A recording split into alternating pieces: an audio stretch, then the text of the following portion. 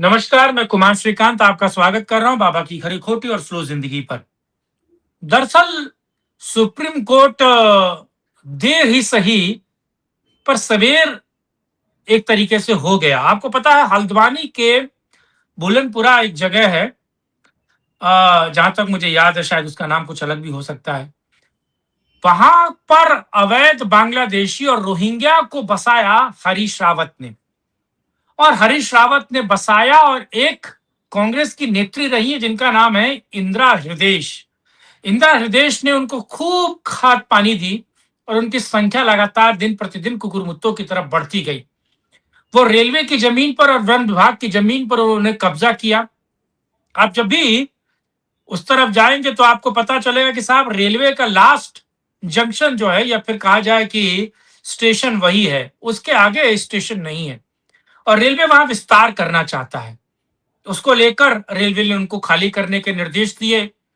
उसके बाद रेलवे खाली करने गया हाईकोर्ट के आदेश पर उस वक्त के चीफ जस्टिस, जिसमें डीवाई चंद्रचूड़ भी थे, उन्होंने मानवता वाला धर्म निभाते हुए एक तरीके से उस पर रोक लगा दी और किस तरीके से हिंसा हुई, और इस हिंसा में बहुत पत्रकारों को पीटा गया और पुलिस पर पत्थरबाजी हुई, पुलिस को मारने की कोशिश की गई, आम लोगों को भी पीटा गया। और वहां पर ज्यादातर जो है 50,000 की जनसंख्या में ज्यादातर गोल टोपी हैं।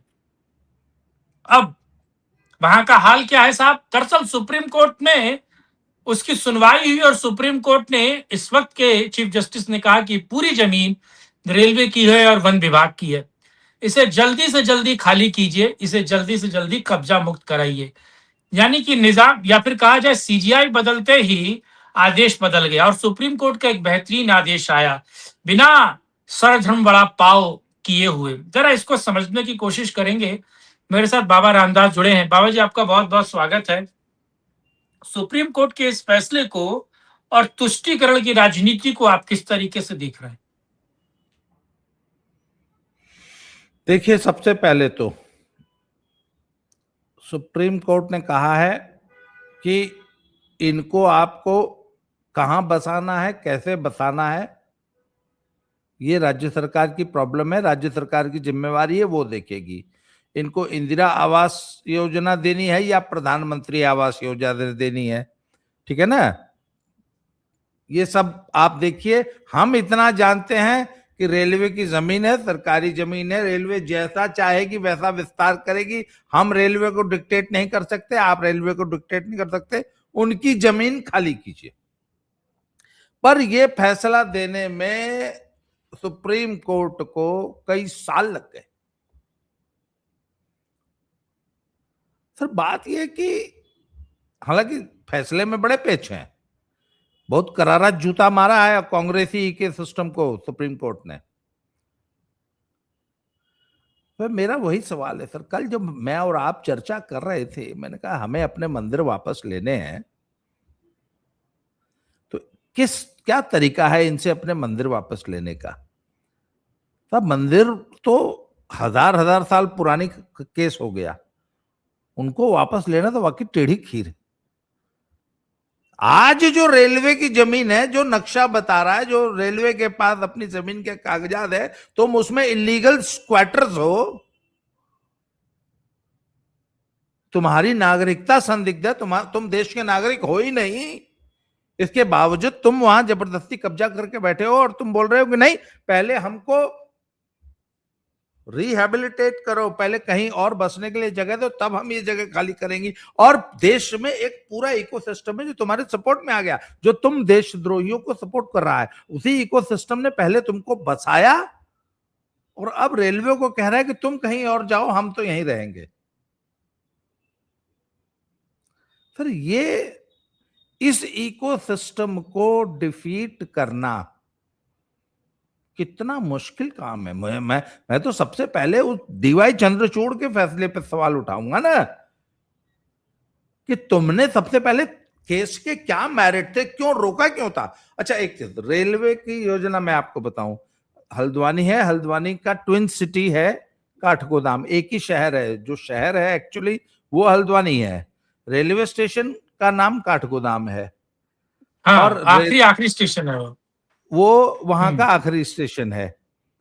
हम्म रेलवे की योजना है कि सभी बड़े स्टेशंस को, सभी इंपॉर्टेंट स्टेशंस को हम्म रीडेवलप करके एकदम आधुनिक भव्य बनाया जाए। अभी हम्म जैसे बहुत सारे रेलवे स्टेशन हमारे यहाँ जलंधर में, जलंधर कैंट रेलवे स्टेशन था, जो कि बहुत ही छोटा सा अनडेवलप्ड सा स्टेशन था।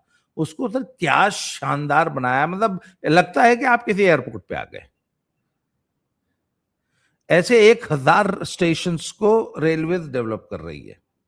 आपको पता है बनारस में हर जितनी रेलवे लाइनें आती थी, उन सभी रेलवे लाइनों में बनारस कैंट जो मुख्य स्टेशन है उससे पहले एक एक स्टेशन डेवलप कर दिया गया। जैसे वाराणसी सिटी को डेवलप कर दिया, तो जो कलकत्ते से जो मेन लाइन आती थी उससे पहले एक स्टेशन डेवलप किया उसको, जो काशी, काशी जो रेलवे स्टेशन होता था पुराना, जो कि गंगा जी के एकदम किनारे बसा हुआ है, जैसे वो मालवीय ब्रिज रेल पार करती है तो काशी स्टेशन आ जाता है, उस स्टेशन को डेवलप कर रहे हैं। पहले वो स्टेशन नाम मात्र का था, वहां पे कभी मड़ुआडीह सारा देख दिन। लीजिए, हाँ, मड़ुआडीह देख मड़वाडी देख लीजिए। लीजिए।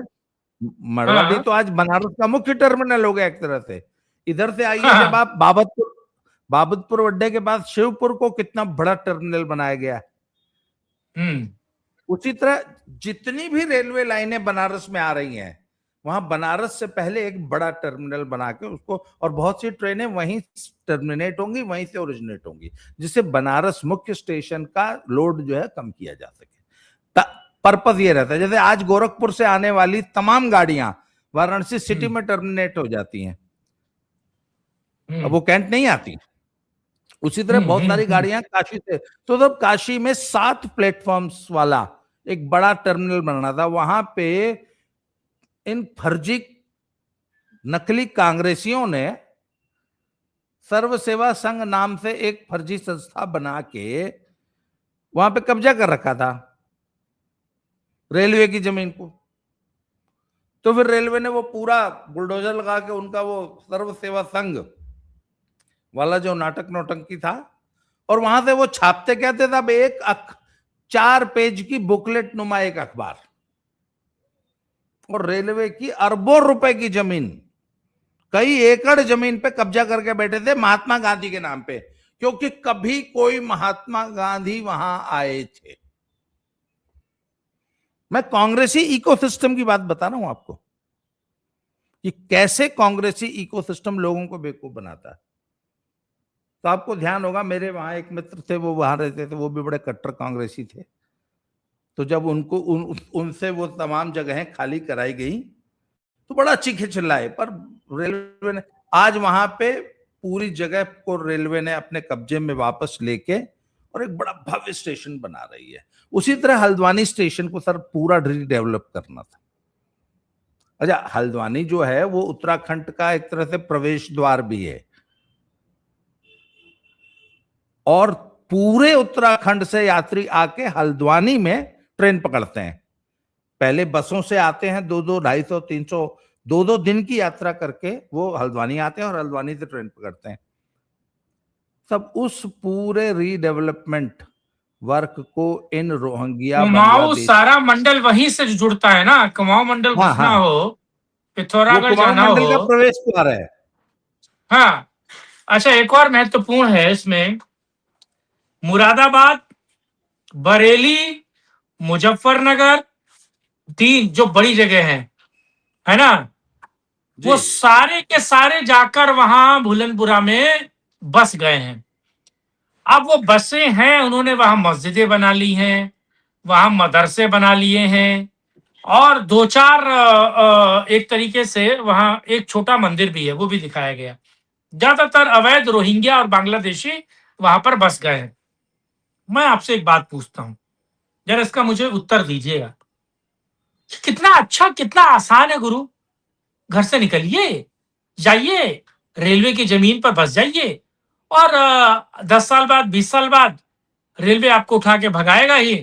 नहीं तो राज्य सरकार, नहीं तो रेलवे आपको 25 गज 30 गज दे देगा, और वो भी फ्री में। A1 जमीन, बढ़िया जमीन, जहां पानी होगा, सीवर होगा, इलेक्ट्रिसिटी होगा, यातायात का साधन होगा, तो ये तो मुझे लगता है ये आप 20 साल कमाइए तो 50 लाख का प्लॉट नहीं ले सकते। आप 10 साल बस कब्जा कर लीजिए, आपको 50 लाख का प्लॉट मिल जाएगा। ये अच्छी योजना नहीं है क्या? ये अच्छा, सिर्फ अच्छा सिर्फ वेंचर है ये। बताना नहीं है, फिर इट्स अ गुड उनको वेंचर। वोटर लिस्ट में जगह देनी है, वोटर लिस्ट में जगह देनी है। ये तो कांग्रेस वोटर अगर बढ़ाने का खेल है असल में। हल्द्वानी में कांग्रेस लगातार जीतती क्यों है पिछले 20 सालों से? इंदिरा हृदय क्यों जीतती हैं? हरीश रावत वही इलाका क्यों ढूंढते थे? और नैनीताल में इतना ज्यादा डेमोग्राफी कैसे चेंज हो गया? पहले आकर ये हल्द्वानी में बस रहे हैं, हल्द्वानी से काम करने के लिए नैनीताल जाते हैं, नैनीताल फिर छोटी दुकानें किराए पे ले रहे हैं, छोटी दुकानें लेकर पैसा बनाकर और इधर से मुजफ्फरनगर, बरेली से, मुरादाबाद से इधर से निकालकर पैसा वहां फिर प्लॉट खरीद रहे हैं, फिर वो होटल व्यवसाय में घुस रहे हैं, फिर खच्चर और रिक्शा और टेम्पो। अच्छा, आप नैनीताल गए हैं? नैनीताल हाँ गया हूं, कई बार गया हूं। वो जो ताल है, वो जो तल्ली ताल है, उस ताल के पीछे मंदिर है नैना देवी का, है। और वो मंदिर बहुत छोटा है, बहुत बहुत छोटा है। उसके पीछे की मस्जिद देखी है आपने? और वो मस्जिद मुझे बता दीजिए पूरे उत्तराखंड में उसके बराबर की बड़ी, बेमिसाल, एक नंबर, करोड़ों रुपए से बनाई गई कोई मस्जिद आपको दिखती है? मैं सवाल पूछ रहा हूं कि वो जमीन, वो मंदिर के किनारे या मंदिर से सटी हुई जमीन, ताल के किनारे वाली जमीन, ये कैसे उनके हाथ आ गई? कैसे वहां इतना बड़ा, आप जितना सो, और वहां से हाईकोर्ट कितना दूर है? 4 किलोमीटर दूर है वहां से हाईकोर्ट, हार्डली। मैं मैं आपको श्रीकांत भाई, दर्शकों को ना डेमोग्राफी चेंज की एक कहानी सुनाता हूं। आपको याद होगा जब मुजफ्फरनगर रॉयट्स हुए, आजम खान ने करवाए, अखिलेश यादव की सरकार थी, आजम खान ने हरी झंडी दी कि नहीं जो हो रहा है होने दो, सब कुछ हुआ।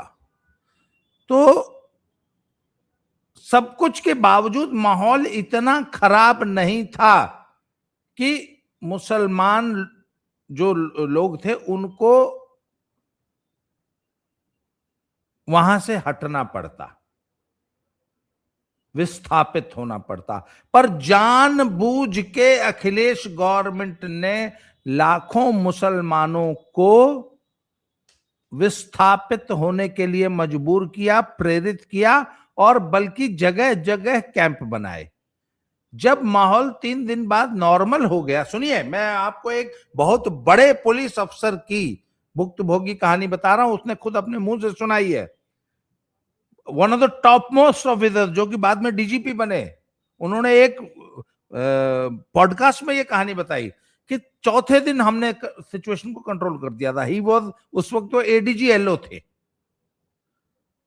अरुण कुमार साहब।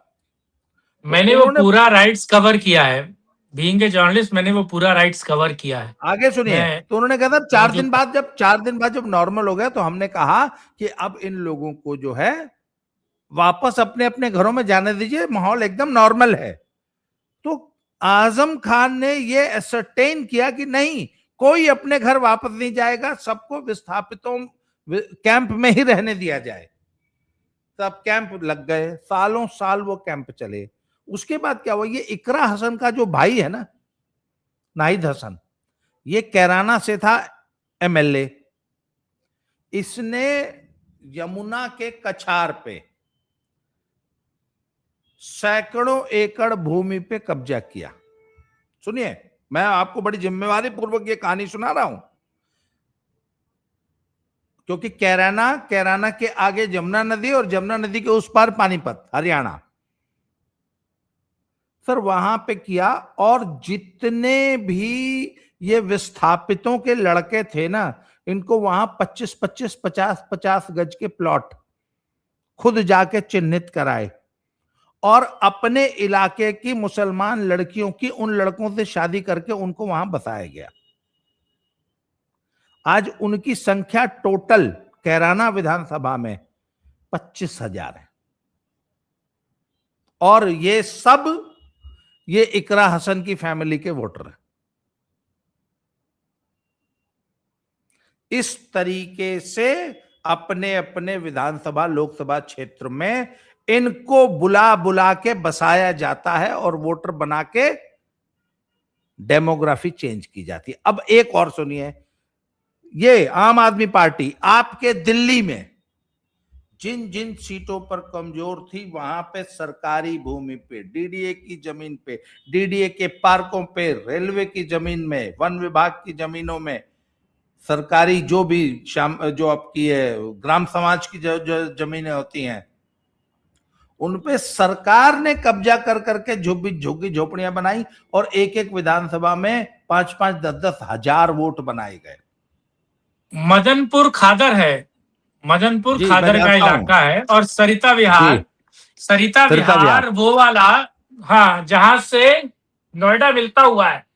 तो दिल्ली वाले इलाके में ही कब्जा नहीं करवाया वो अमातुल्ला खान ने, बल्कि नोएडा वाले में, नोएडा वाला जो हिस्सा है, जो वो उत्तर प्रदेश सिंचाई विभाग की जमीन है, वो उत्तर प्रदेश सिंचाई विभाग की जमीन है, पड़ती दिल्ली जी, में है, उस पर कब्जा करवाया। बाद में पीएससी बैठी और किस तरीके से योगी सरकार ने उसे रातों रात खाली किया, अभी कुछ दिन पहले की बात है। वो कोर्ट कचहरी सब कुछ हुआ, वो बिजली कनेक्शन दिया गया, पानी की सप्लाई दी गई, और उनको सरकार द्वारा जो चीज दी जा सकती है वो दी। तो ये कितना बड़ा डेमोग्राफी चेंज है आप जो बता रहे हैं।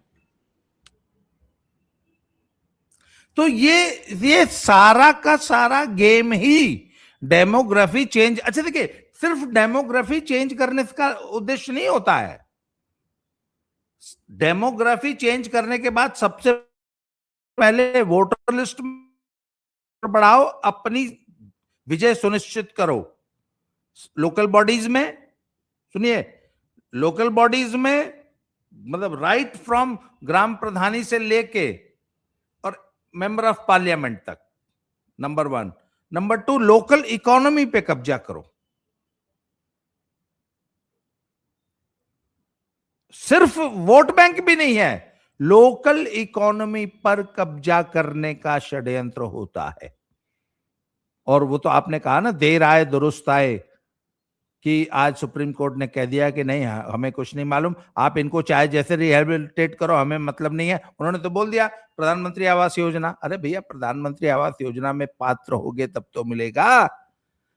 वो प्रधानमंत्री आवास योजना सिर्फ देश के नागरिकों के लिए है, रोहिंग्या बांग्लादेशियों के लिए नहीं है। आपको प्रधानमंत्री आवास योजना में अप्लाई करने के लिए भी तो पात्रता चाहिए। पर सर, बेशर्मी कांग्रेसी इकोसिस्टम की कि किस ढिठाई से, और सुप्रीम कोर्ट में जाके बहस कर रहे हैं कि इन विदेशी नागरिकों को, इन घुसपैठियों को किसी तरह वहीं बसे रहने दिया जाए। अच्छा, अभी तो एसआईआर भी नहीं हुआ है वहां उत्तराखंड में, तो एसआईआर होगा अभी, है ना। 17-18 राज्यों बाकी है। मैं आपको एक और चीज पूछता हूँ, अब मैं एक और चीज आपसे पूछ रहा हूँ। सुप्रीम कोर्ट ने तो आदेश दे दिया कि खाली कराओ, आपको लग रहा है क्या इतनी आसानी से खाली हो जाएगा? यूपी नहीं है वो, अब धामी कितने फायर होंगे, नहीं मैं नहीं, आखिरी बात धामी पूछता देखिए, हूँ। धामी फायर होंगे। अब चूंकि सुप्रीम कोर्ट का आदेश आ गया है, अब रेलवे, अब सिर्फ राज्य सरकार के हाथ में नहीं है ना सर, अब तो रेलवे खाली कराएगी। मैं आपको बताऊं, बनारस वाला किस्सा मेरे सामने हुआ। एक कांग्रेसिया सब जो है बहुत वहां पर भी जो है फर्जी स्टील के गिलास में अनशन किए थे, तो वहां तो स्टेट पुलिस नहीं आई थी। सुनिए, वहां स्टेट पुलिस थोड़ी ना आई थी, आरपीएफ आई थी। और आरपीएफ की स्पेशल टुकड़ियां दिल्ली से गई थी। और फिर जो इन फर्जी कांग्रेसियों पे, नकली कांग्रेसियों पे जो डंडा चला वहां, 1 घंटे में सब छोड़ छाड़ के भाग गए। तो सर, यहां पे सेंट्रल, वहां पे पुलिस डिप्लॉय करने के लिए सेंटर को राज्य सरकार का मुंह नहीं देखना है। हालांकि धामी पहले से हाइपर एक्टिव है, पर अगर कोई अन्य राज्य सरकार नहीं भी कोऑपरेट करती है, नहीं तो वहां नहीं, केंद्रीय बल आएंगे। रेलवे, वो रेलवे की जमीन है। मैं इस वीडियो को खत्म कर रहा हूं, लेकिन एक आखिरी बात बता रहा हूं। मुझे लगता है यूपीपीएससी से सहायता मांगनी चाहिए। यूपीपीएससी बाबा आ गए होंगे सिंगापुर से, जापान से। यूपीपीएससी से एक बार सहायता मांगिए।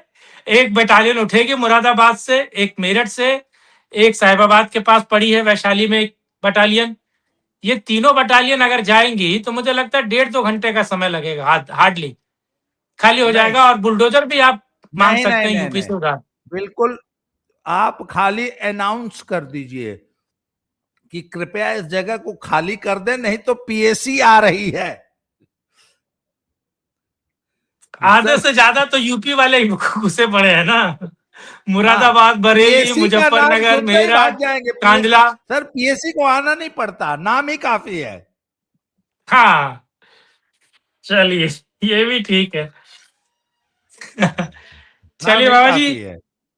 नाम ही काफी है। और मुझे लगता है बाबा योगी आदित्यनाथ भारत वापस आ चुके हैं। एक बार फोन मिलाइए, जो रेल मंत्री हैं वैष्णव जी से कहूंगा एक बार फोन मिलाइए लखनऊ, बात कीजिए, बहुत सारी चीजें खुद ब खुद ठीक हो जाएंगी। बहरहाल बाबा जी, आप साथ जुड़े, इस मुद्दे पर बात की, इसके लिए आपका बहुत बहुत धन्यवाद। फिर किसी मुद्दे पर राष्ट्रहित में करेंगे चर्चा। तब तक के लिए जय हिंद, जय भारत, वंदे मातरम, जय नमस्कार। श्री राम।